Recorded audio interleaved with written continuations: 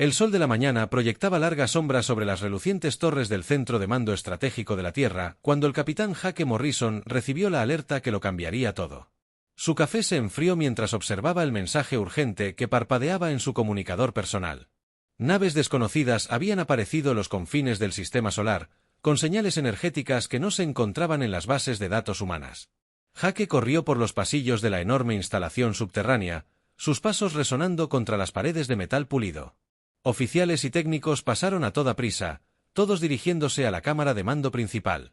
El aire vibraba de tensión y apenas contenía la emoción. Los protocolos de primer contacto habían sido teóricos hasta ahora, discutidos en ejercicios de entrenamiento y seminarios diplomáticos, pero nunca se habían implementado. La almirante Lisa Carter se encontraba frente a la pantalla holográfica central cuando Jake entró en la cámara de mando. La enorme proyección tridimensional mostraba los confines del sistema solar con docenas de marcadores rojos que indicaban la posición de naves desconocidas. Cada marcador pulsaba con una luz siniestra que parecía intensificarse a medida que llegaban más naves. «Informe», dijo la almirante Carter. Sin volverse. Su voz transmitía la serena autoridad que le había valido el mando de toda la flota espacial de la Tierra. Mechones grises recorrían su cabello oscuro. Evidencia de 30 años. Dedicados a defender los intereses de la humanidad en toda la galaxia.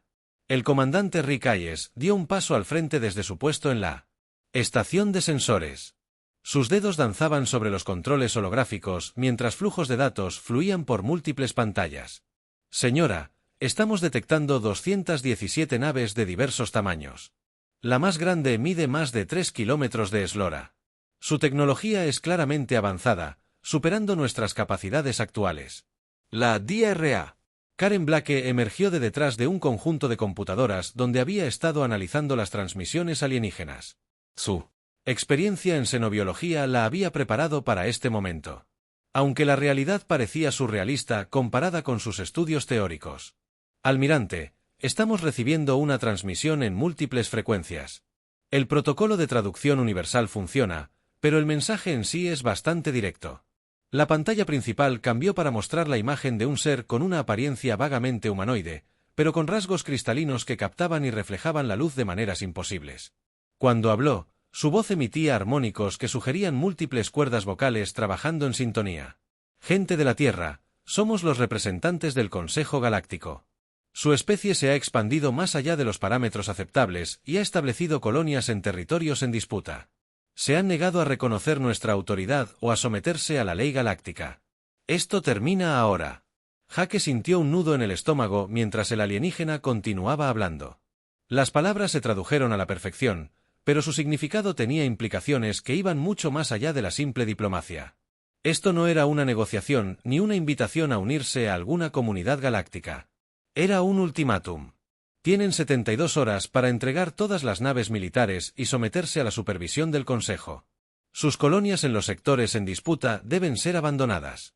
Su especie será reubicada en mundos aprobados bajo la supervisión del Consejo. El incumplimiento resultará en medidas coercitivas. La transmisión terminó abruptamente, dejando la cámara de mando en un silencio atónito. Jake observó los rostros de sus colegas y vio su propia sorpresa reflejada en sus expresiones. La humanidad siempre había sabido que podrían encontrarse con otras especies inteligentes, pero habían imaginado el primer contacto de forma muy diferente.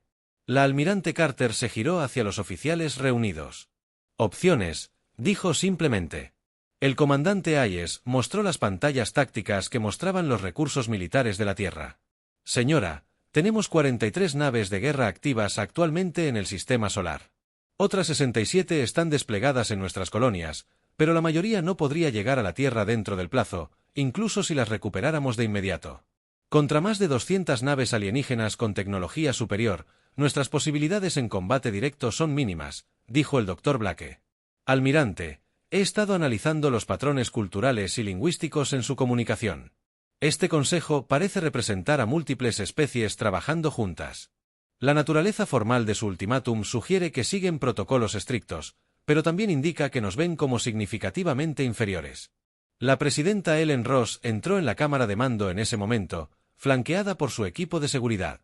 Su rostro mostraba la tensión de alguien que se había despertado en mitad de la noche con la noticia de que el mundo había cambiado para siempre. Había pasado toda su carrera política lidiando con conflictos humanos y desafíos económicos, sin imaginar jamás que tendría que tomar decisiones sobre la supervivencia de toda la especie. ¿Cuáles son nuestras opciones realistas?, preguntó la almirante presidenta Ross. El almirante Carter señaló la pantalla que mostraba la flota alienígena. Señora presidenta, podemos cumplir con sus exigencias y esperar que nos traten con justicia bajo cualquier sistema que impongan. Podemos intentar negociar mejores condiciones, aunque su mensaje sugiere poca flexibilidad. O podemos luchar. La palabra flotaba en el aire como una presencia física. Luchar contra adversidades abrumadoras. Luchar contra una tecnología que apenas entendían. Luchar. Sabiendo que la derrota podría significar el fin de la independencia humana para siempre. Jake se encontró hablando antes de darse cuenta. ¿Qué sabemos de sus capacidades? El comandante Hayes manipuló la pantalla para mostrar escaneos detallados de las naves alienígenas. Sus naves usan armas de energía que parecen estar basadas en plasma. Sus cascos muestran indicios de materiales avanzados que no podemos identificar. Lo más preocupante es que varias naves parecen estar parcialmente camufladas, lo que sugiere capacidades de sigilo que superan nuestros métodos de detección actuales. El ingeniero jefe Dan Scott había permanecido en silencio hasta ahora, estudiando las lecturas técnicas desde su posición cerca del fondo de la cámara. Almirante, nuestras naves pueden estar superadas en armamento, pero no están obsoletas. La ingeniería humana siempre se ha centrado en la versatilidad y la adaptabilidad. Nuestras naves se pueden modificar rápidamente y nuestros sistemas de armas son fiables, incluso si son menos avanzados. El Dr. Blake añadió, también estoy detectando patrones interesantes en la composición de su flota. Los diferentes diseños de naves sugieren la presencia de múltiples especies con tecnologías diversas, lo que podría indicar complejidad política dentro de su alianza. La presidenta Ross observó los rostros de los líderes militares y científicos de la Tierra. Estas eran las personas que tendrían que implementar cualquier decisión que ella tomara. ¿Cuánto tiempo tardarán nuestras colonias en enterarse de esto? Las comunicaciones ya se han realizado por los canales normales, respondió la almirante Carter. Los gobernadores coloniales están solicitando instrucciones. Algunos ya están iniciando evacuaciones de emergencia por iniciativa propia. El peso de la decisión oprimió a todos en la sala. 72 horas para elegir entre la sumisión y la guerra. La sumisión significaba el fin de la independencia humana, pero posiblemente la supervivencia de la especie. La guerra significaba la probable destrucción, pero la oportunidad de permanecer libres. Jake observó a la presidenta Ross mientras asimilaba la imposible situación. Sus siguientes palabras determinarían si los hijos de la humanidad crecerían como ciudadanos libres o como súbditos de un imperio alienígena. Almirante Carter, dijo la presidenta Ross finalmente, con voz firme a pesar de la magnitud de lo que estaba a punto de decir. Comiencen los preparativos para la guerra. Hemos pasado demasiados siglos luchando por la libertad como para entregarla ahora sin luchar. Los astilleros orbitales sobre Marte bullían con una actividad nunca antes vista en la historia de la humanidad. El ingeniero jefe Dan Scott se movía entre las estaciones de trabajo como un poseso, con las manos sobrevolando los paneles de control mientras coordinaba el proyecto de modernización más ambicioso jamás intentado. Saltaban chispas de los sopletes de soldadura mientras los técnicos se arrastraban por los túneles de acceso, instalando nuevas armas. Sistemas y blindaje en cada nave de guerra disponible. Dan se secó el sudor de la frente mientras estudiaba las especificaciones técnicas de la flota humana mejorada. Las naves alienígenas poseen tecnología superior, pero las naves humanas tenían ventajas que podían aprovecharse. Su menor tamaño las hacía más difíciles de atacar, y su construcción modular permitía modificaciones rápidas que naves alienígenas más grandes jamás podrían igualar. El general Paul Martínez se encontraba en el centro de mando de la base lunar, la principal instalación militar de la Tierra en la Luna. Ante él se extendían pantallas holográficas que mostraban la ubicación de cada colonia humana en el espacio conocido, 47 mundos con una población combinada de más de 2.000 millones de personas, todos ahora amenazados por la flota alienígena que se acercaba. Su trabajo era coordinar su defensa, sabiendo que muchos no podrían salvarse. El general activó su matriz de comunicaciones y comenzó a enviar mensajes urgentes a los gobernadores coloniales. Aquí el general Martínez con órdenes alfa prioritarias. Inicie la evacuación inmediata de todo el personal no esencial.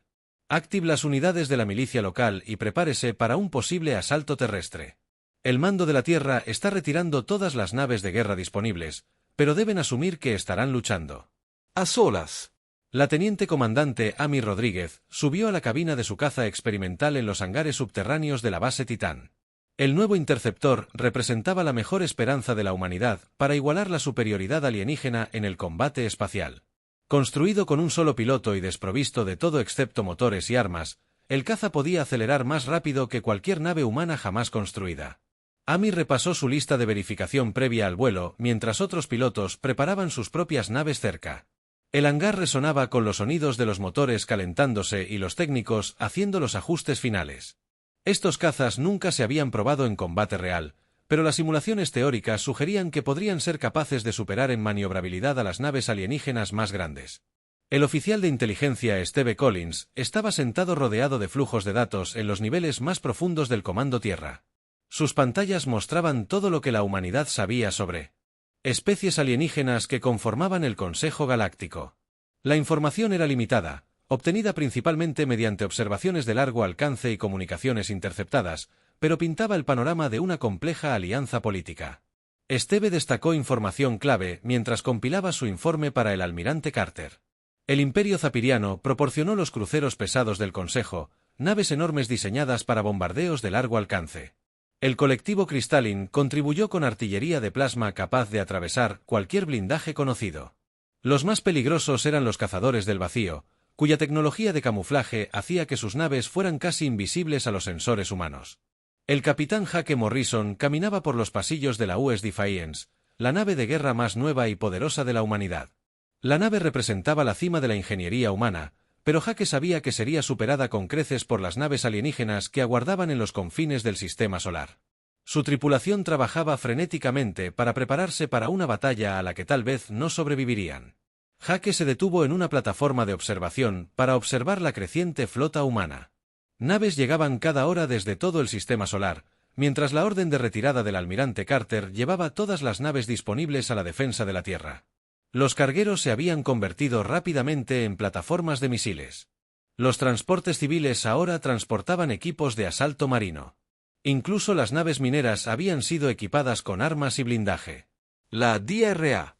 Karen Blake estudió los patrones de comunicación alienígena en su laboratorio a bordo de la Estación de Investigación Orbital sobre la Tierra. Su formación en xenobiología la había preparado para analizar el comportamiento alienígena. Pero la complejidad cultural del Consejo Galáctico presentaba desafíos que nunca había previsto. Cada especie parecía seguir diferentes reglas sociales, y comprender sus motivaciones podría proporcionar ventajas tácticas cruciales. Karen descubrió que el Consejo operaba por consenso entre las especies miembros, lo que significaba que su proceso de toma de decisiones probablemente era lento y burocrático. Las fuerzas humanas capaces de actuar con rapidez y adaptarse a las circunstancias cambiantes podrían aprovechar esta debilidad durante las operaciones de combate reales. La almirante Lisa Carter revisó los planes de batalla finales en la sala de guerra del Comando de la Tierra. La flota humana se dividiría en 3 grupos operativos, cada uno con objetivos específicos diseñados para maximizar sus posibilidades de supervivencia contra la tecnología alienígena superior. La primera fuerza se enfrentaría directamente a la flota del Consejo, atrayendo su atención, mientras que las otras 2 intentarían maniobras de flanqueo. La almirante sabía que el plan era desesperado, pero las tácticas convencionales conducirían a una derrota segura contra la armada alienígena. Las fuerzas humanas necesitaban usar estrategias sorpresa y poco convencionales para tener alguna esperanza de éxito. Había estudiado todas las batallas históricas donde fuerzas inferiores habían derrotado a enemigos superiores, buscando lecciones que pudieran aplicarse al combate espacial. El comandante Rick Hayes coordinó la instalación de nuevos conjuntos de sensores en todo el sistema solar. La capacidad de detección humana era limitada en comparación con la tecnología alienígena, pero una red de estaciones de monitoreo podría proporcionar una alerta temprana de los movimientos del Consejo. Cada plataforma minera de asteroides y estación de investigación había sido equipada con sensores y relés de comunicación. Rick observó cómo los técnicos activaban la última estación de sensores en una de las lunas más pequeñas de Júpiter. La red estaba ahora completa, brindando al Comando de la Tierra una visión completa de todo lo que sucedía en el sistema solar. No evitaría los ataques alienígenas, pero garantizaría que las fuerzas humanas no fueran tomadas por sorpresa. La presidenta Ellen Ross se dirigió a la gente de la Tierra y sus colonias en una transmisión que llegó a todos los asentamientos humanos del espacio conocido. Sus palabras cargaban con el peso de la historia al explicar la disyuntiva que enfrentaba la humanidad: someterse al dominio alienígena o luchar por la libertad con posibilidades inciertas de victoria. El mensaje de la presidenta fue simple pero contundente. Somos seres humanos.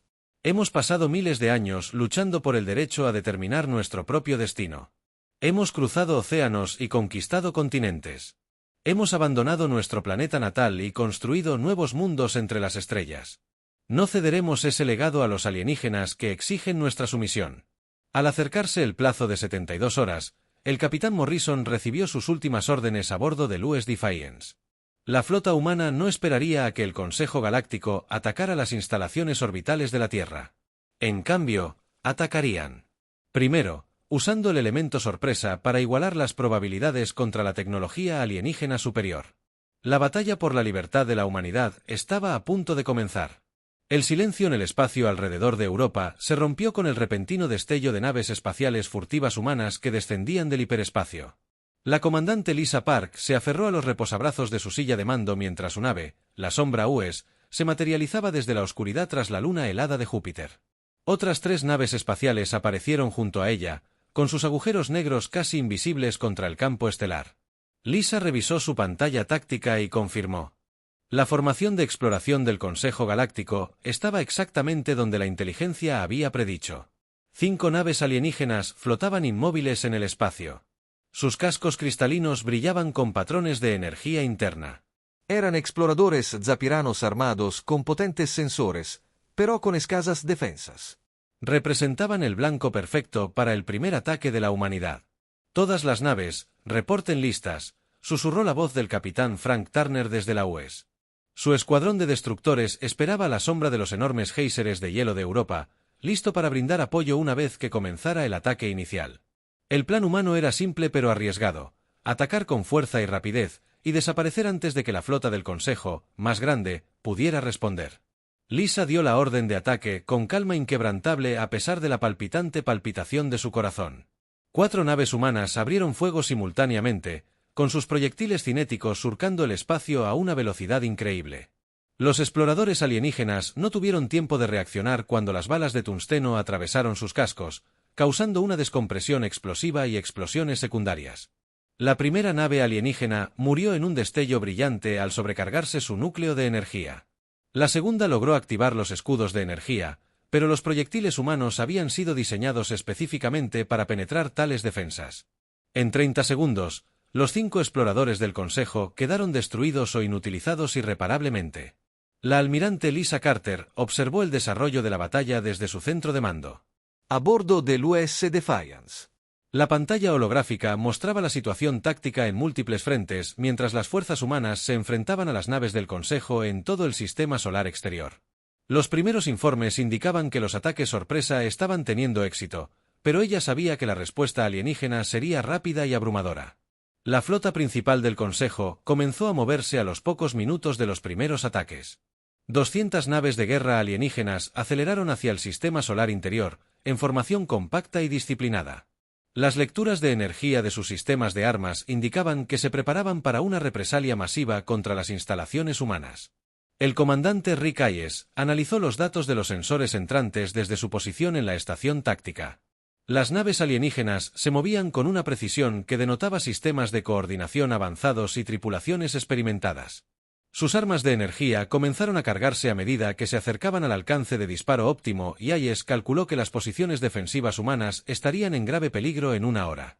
El escuadrón de destructores del capitán Frank Turner se enfrentó a la fuerza de respuesta del Consejo cerca de Io utilizando los géiseres de azufre de la luna volcánica como ocultamiento. Su nave, el US Thunder, emergió de detrás de un gas. Una columna de plasma disparó una serie completa de misiles contra un crucero colectivo cristalino. Los escudos de plasma de la nave alienígena absorbieron la mayor parte del daño, pero varios misiles penetraron y causaron brechas en el casco. Frank observó su despliegue táctico mientras más naves del Consejo convergían en su posición. Los alienígenas tenían una potencia de fuego superior, pero sus grandes naves tenían dificultades para navegar por las inestables características de la superficie de Iconacento. Los destructores humanos podían desplazarse rápidamente entre respiraderos de gas y campos de escombros, mientras que los cruceros alienígenas debían mantener distancias seguras de los peligros geológicos. La flota del Consejo abrió fuego con barcazas de energía coordinadas que iluminaron el espacio alrededor de las lunas de Júpiter. Rayos de plasma atravesaron varias naves humanas. Su avanzada tecnología alienígena demostró su devastadora eficacia. El relámpago UES explotó en una bola de gas sobrecalentado cuando 3 naves del Consejo enfocaron su fuego hacia su posición. La DRA. Karen Blake monitoreó las comunicaciones alienígenas desde su estación de análisis a bordo de la plataforma de investigación orbital. Los comandantes del Consejo usaban varios idiomas y canales encriptados, pero su software de traducción comenzaba a identificar patrones en sus tácticas. Coordinación. Lo más importante es que detectó señales de confusión, ya que las tácticas humanas resultaron más impredecibles de lo que los alienígenas esperaban. La teniente comandante Amy Rodríguez lideró su escuadrón de cazas en un ataque desesperado contra una nave furtiva cazadora del vacío que había aparecido cerca de Europa. La nave alienígena era casi invisible, salvo por la distorsión que creaba en el espacio alrededor de su campo de camuflaje. Los cazas de Amy tuvieron que basarse en la orientación visual, ya que sus sensores apenas podían detectar la nave enemiga. Amy lanzó su interceptor a través de un campo de cristales de hielo arrojados por los géiseres de Europa, utilizando los escombros como cobertura mientras maniobraba para apuntar con las armas. Sus compañeros pilotos la siguieron en formación cerrada, con sus cazas danzando por el espacio en patrones que ninguna computadora alienígena podía predecir. Los reflejos y la intuición humanos demostraban ser superiores a la tecnología alienígena en combate cuerpo a cuerpo. El ataque de los cazas logró dañar el sistema de camuflaje de la cazadora del vacío, haciéndola visible a los sensores humanos por primera vez. Amy se coordinó con los destructores del capitán Turner para centrar el fuego en la nave alienígena, y su asalto combinado finalmente penetró sus defensas avanzadas. La nave furtiva explotó en una lluvia de materia exótica que creó hermosos pero letales patrones de radiación. Comando. Hayes descubrió una debilidad crucial en las tácticas del Consejo durante los intensos combates en los alrededores de Iconacento. Las naves alienígenas dependían en gran medida de sus ventajas tecnológicas y seguían patrones de ataque predecibles basados en cálculos de eficiencia óptima.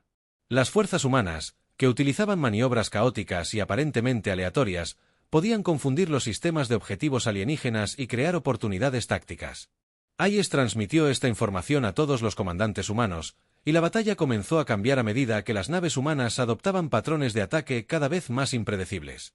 Las armas alienígenas, diseñadas para rastrear rutas de vuelo lógicas, tenían dificultades para localizar naves humanas que cambiaban de dirección sin razón aparente ni justificación táctica. El almirante Carter recibía informes de daños de toda la zona de batalla. Al concluir la primera fase del combate, las pérdidas humanas habían sido graves, 8 naves de guerra destruidas y muchas otras dañadas. Sin embargo, la flota alienígena también había sufrido bajas significativas, perdiendo 17 naves por ataques humanos. Y lo que es más importante, el aura de invencibilidad del Consejo se había desmoronado. El capitán Hake Morrison estudió el análisis táctico desde su puente a bordo del US Defiance. Los datos de batalla mostraban que las fuerzas humanas podían competir con la tecnología alienígena cuando empleaban tácticas poco convencionales y aprovechaban las ventajas ambientales. Las naves del Consejo eran poderosas, pero no imparables, y ese conocimiento sería crucial para las batallas de mayor envergadura que se avecinaban. A medida que la lucha inmediata alrededor de la luna de Júpiter se calmaba, ambas flotas comenzaron a reagruparse para la siguiente fase del conflicto. El Consejo había aprendido que los humanos no se rendirían fácilmente, mientras que la humanidad había demostrado que la superioridad alienígena podía ser desafiada mediante el coraje y la innovación táctica. Habían pasado 3 semanas desde la primera batalla alrededor de Júpiter, cuando la mayor Susan Wright recibió la misión más peligrosa de su carrera militar. Se encontraba en la sala de reuniones a bordo de la estación de investigación secreta, oculta en los anillos de Saturno, rodeada de los mejores ingenieros y científicos que la humanidad podía reunir. Su misión era convertir la tecnología del Consejo capturada en armas que pudieran cambiar el curso de la guerra. Susan examinó las piezas de equipo alienígena rescatadas de las naves del Consejo destruidas. Los componentes cristalinos parecían latir con su propia luz interna, y las aleaciones metálicas no se parecían a nada en las bases de datos humanas. Y lo más importante, los restos incluían fragmentos de dispositivos de camuflaje de cazadores del vacío que los científicos humanos estaban aprendiendo a comprender poco a poco. El capitán Tony Miller escuchó atentamente mientras los ingenieros explicaban cómo habían logrado crear versiones primitivas de tecnología de sigilo alienígena. Los dispositivos de camuflaje humano eran rudimentarios comparados con el equipo del Consejo, pero funcionaban lo suficientemente bien como para ocultar naves pequeñas de los sensores enemigos. Las corbetas de ataque de Miller serían las primeras en probar estos sistemas experimentales en combate real. La DRA. Karen Blake había logrado un gran avance en su análisis de la psicología del Consejo durante las semanas de combate. Estudió grabaciones de comunicaciones alienígenas capturadas durante la batalla, buscando patrones que revelaran cómo interactuaban las diferentes especies. Lo que descubrió podría cambiar por completo la forma en que la humanidad abordaba la guerra. Karen presentó sus hallazgos al almirante Carter a través de un enlace de comunicación seguro. El Consejo Galáctico no era la alianza unificada que parecía desde fuera. Cada especie miembro tenía su propia agenda y prioridades culturales, y estas diferencias creaban tensión dentro de su estructura de mando. Las tácticas humanas, que parecían caóticas e impredecibles, en realidad causaban problemas políticos entre los líderes alienígenas.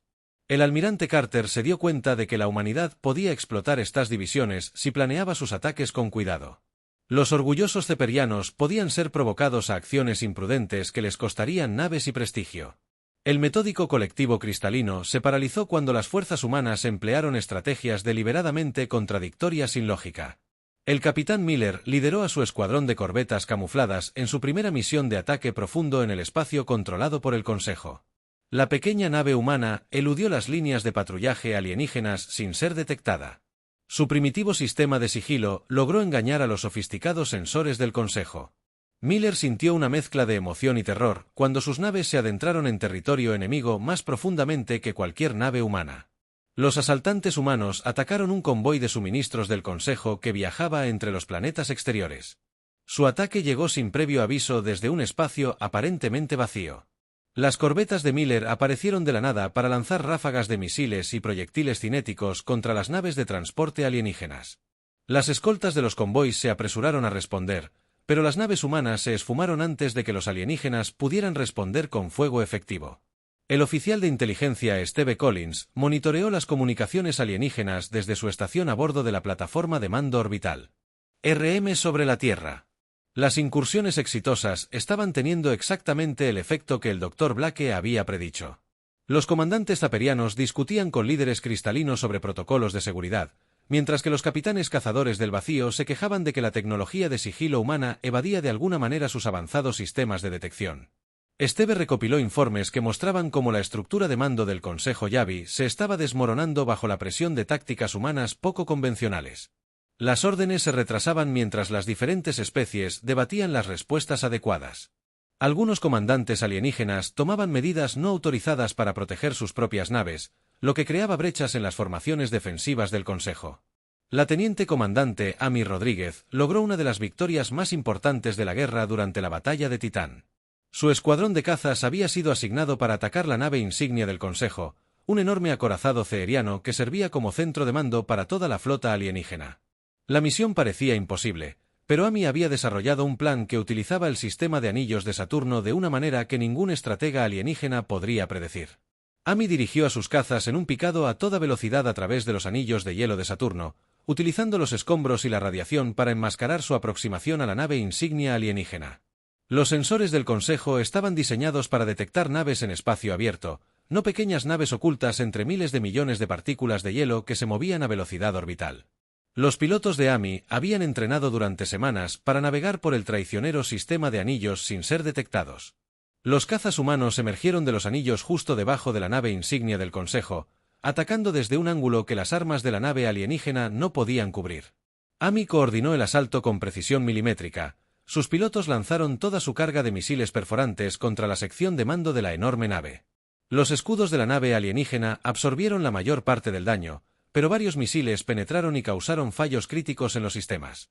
El comandante Rick Hayes observó desde su puesto táctico cómo la nave insignia del Consejo comenzaba a desviarse de la formación, con su centro de mando paralizado por el ataque sorpresa.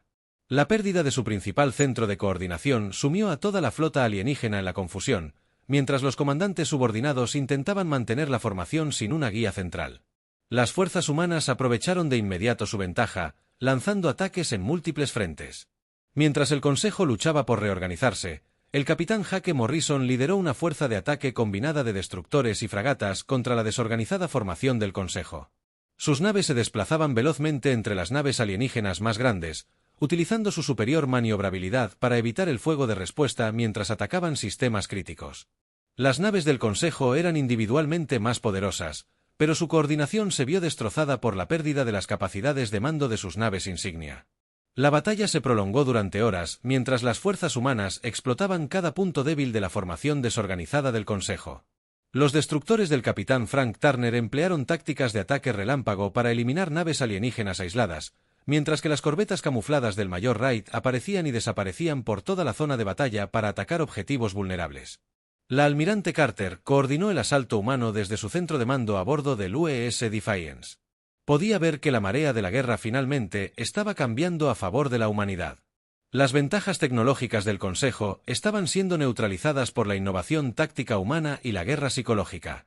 Más importante aún, la alianza alienígena comenzaba a fracturarse bajo la presión de las continuas derrotas. El Dr. Blake interceptó comunicaciones que mostraban que varias especies del Consejo cuestionaban su compromiso con la guerra contra la humanidad.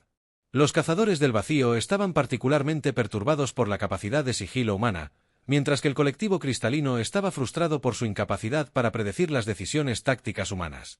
Estas divisiones representaban oportunidades que podrían explotarse en futuras batallas. Al concluir la batalla de Titán, las fuerzas humanas habían logrado su victoria más decisiva hasta la fecha. La flota del Consejo se retiró hacia el sistema solar exterior, dejando atrás docenas de naves destruidas y miles de bajas alienígenas.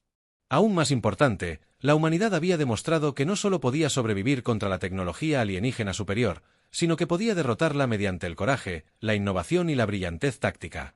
El cinturón de asteroides entre Marte y Júpiter se convirtió en el último campo de pruebas de la humanidad cuando comenzó la mayor batalla espacial de la historia galáctica en una fría mañana de febrero. El capitán Hake Morrison se encontraba en el puente de la UES Defiance, observando cómo cientos de naves de guerra humanas tomaban sus posiciones entre las rocas flotantes y los escombros de lo que una vez fue un planeta. Todas las naves disponibles del espacio humano habían respondido a la llamada del almirante Carter, creando la flota más poderosa que la humanidad jamás había reunido. Hake estudió la pantalla táctica que mostraba formaciones humanas y alienígenas dispersas en millones de kilómetros cúbicos de espacio. El Consejo Galáctico había traído refuerzos. Desde sus sistemas de origen, enormes naves de guerra eclipsaban cualquier elemento de la flota humana.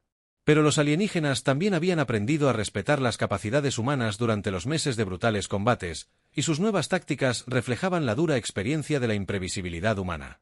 La almirante Lisa Carter coordinó el plan de batalla humano desde su centro de mando en las profundidades de la nave insignia. Había dividido sus fuerzas en 7 grupos de trabajo, cada uno diseñado para explotar diferentes debilidades en las formaciones del Consejo. Los alienígenas esperaban que los humanos usaran tácticas poco convencionales. Así que Carter había preparado estrategias que eran a la vez inesperadas y lógicas. A veces, la mejor manera de sorprender a un enemigo era hacer exactamente lo que creían que nunca harías. El comandante Rick Hayes monitoreó las lecturas de los sensores mientras la flota del Consejo se acercaba desde Júpiter. Las naves alienígenas se movían en perfecta formación, con sus armas de energía ya cargando para el bombardeo inicial. Hayes contó más de 300 naves del Consejo, representando a todas las especies principales de su alianza. Esta batalla determinaría si la humanidad permanecería libre o se convertiría en súbdito del dominio alienígena. El combate comenzó cuando los cruceros pesados zapirianos abrieron fuego a máxima distancia. Sus rayos de plasma se extendieron por el espacio para atacar posiciones humanas ocultas entre los asteroides. Varios destructores humanos quedaron atrapados al descubierto y fueron destruidos de inmediato. Sus naves fueron vaporizadas por armas de energía alienígena. Pero la mayor parte de la flota humana permaneció oculta tras una cobertura rocosa, esperando a que las naves del Consejo se acercaran a una distancia menor. La teniente comandante Amy Rodríguez lideró sus escuadrones de cazas en el primer contraataque humano. Sus interceptores se desplazaban rápidamente entre asteroides para evitar el fuego defensivo alienígena. El Consejo había aprendido a esperar ataques de cazas y había posicionado naves de escolta para proteger a sus naves capitales. Los pilotos de Amy se encontraron frente a un mar de rayos de energía y misiles guiados al acercarse a sus objetivos. Amy adaptó sus tácticas en tiempo real, utilizando el caótico entorno del cinturón de asteroides para confundir a los sistemas de objetivos alienígenas. Sus cazas se movían en patrones aparentemente aleatorios, apareciendo y desapareciendo tras rocas flotantes mientras maniobraban para buscar posiciones de ataque. Las escoltas alienígenas tuvieron dificultades para rastrear objetivos que utilizaban terreno tridimensional de maneras que sus computadoras tácticas nunca habían sido programadas para manejar. La corbeta camuflada del capitán Tony Miller atacó las naves de suministro del Consejo y los relés de comunicación en toda la zona de batalla. Sus naves aparecieron de la nada para lanzar ataques devastadores antes de desaparecer de nuevo en sigilo. La flota alienígena comenzó a perder la coordinación a medida que sus redes de mando eran interrumpidas por estos invasores invisibles. El general Paul Martínez logró el primer gran avance de la batalla cuando sus marines abordaron y capturaron con éxito una nave de mando colectiva cristalina. El asalto se había planeado durante semanas con equipos especialmente entrenados que utilizaban cápsulas de abordaje modificadas para penetrar las defensas del casco alienígena. Los marines se abrieron paso a través de pasillos llenos de atmósfera hostil y gravedad extraña, pero lograron alcanzar el núcleo de la computadora de la nave. La información recopilada de las computadoras alienígenas capturadas reveló algo que lo cambió todo en la batalla. La flota del Consejo estaba siendo coordinada desde una enorme estación espacial oculta en los confines del sistema solar. Este centro de mando dirigía todas las operaciones alienígenas y su destrucción dejaría a toda la flota del Consejo sin un liderazgo central. La almirante Carter comenzó de inmediato a planear un asalto a la estación de mando alienígena mientras la batalla principal continuaba rugiendo en todo el cinturón de asteroides.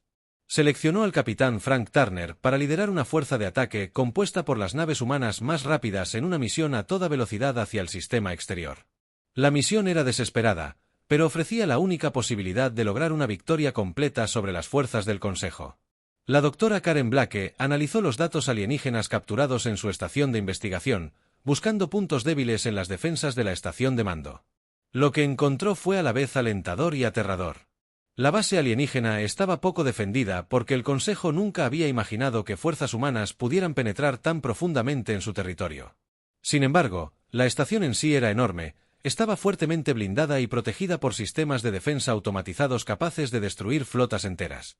La fuerza de ataque del capitán Turner aceleró hacia el sistema solar exterior mientras la batalla principal continuaba a su alrededor.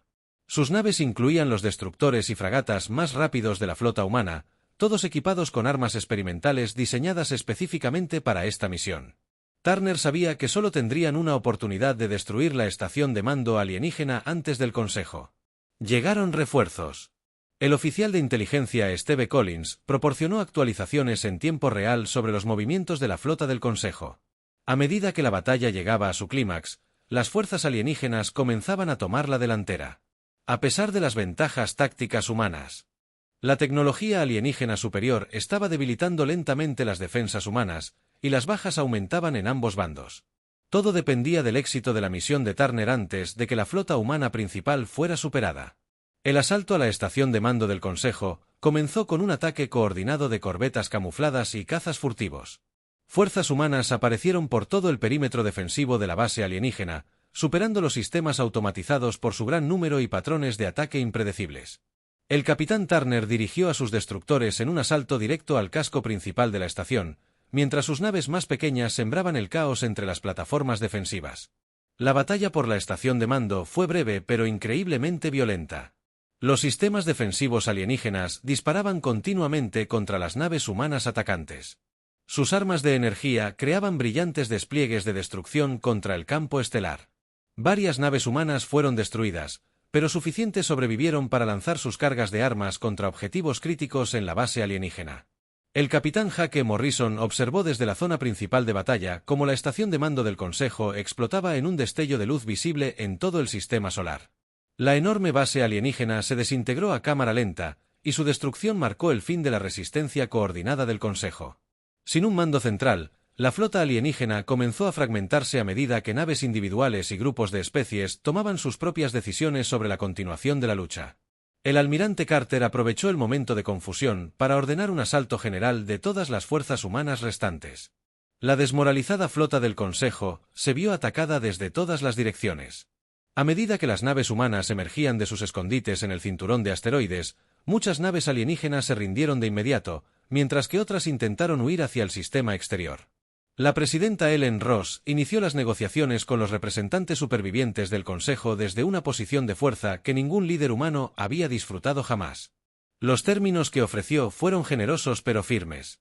La humanidad aceptaría la membresía del Consejo como iguales, no como súbditos. El territorio humano permanecería bajo control humano, y la Tierra tendría pleno derecho a voto en todas las decisiones galácticas. El final de la guerra no llegó con una sola batalla decisiva, sino con la aceptación gradual por ambos bandos de que seguir luchando era inútil. La especie del Consejo había adquirido un nuevo respeto por las capacidades humanas, mientras que la humanidad se había ganado su lugar entre las estrellas gracias a su valentía y determinación. La galaxia nunca volvería a ser la misma, ni tampoco la raza humana, que se había negado a renunciar a su libertad sin luchar.